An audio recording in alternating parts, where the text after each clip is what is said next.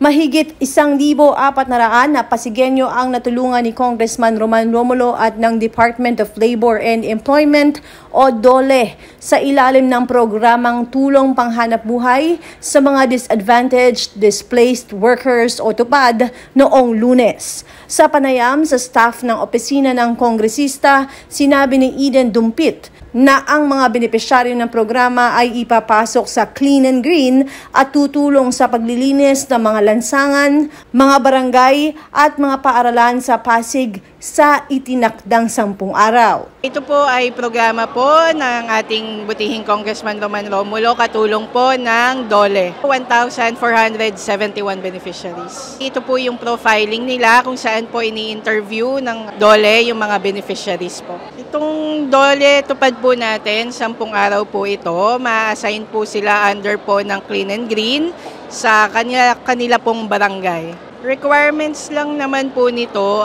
valid ID, government-issued ID po, barangay indigency, and kung senior kayo, kailangan po ng fit to work. Sana po itong programa na tupad na to maging malaking tulong po sa kanila and asahan pa po na pagbubutihin pa po ng opisina ni Congressman.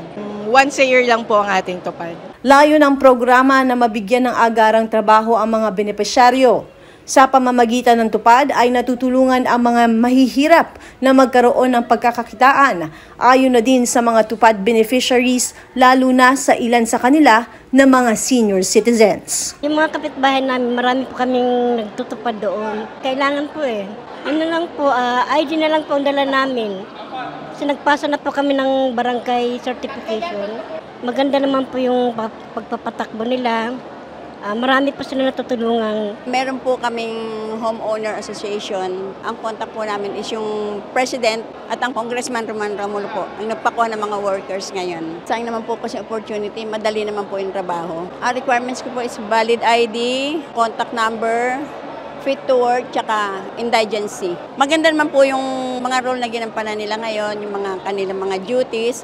Maganda po ang serbisyo nila ngayon. Kaya mensahe ko po, kung gusto niyo pong magtupad, wala pong hassle. Sana po itong tupad na project ng mga officials ng city government ng Pasig, sana po magtuloy-tuloy. Magandang benepisyo ng mga Pasigueño. Narinig ko yung mga kapitbahay ko, magano raw sa tupad, kaya palista ako.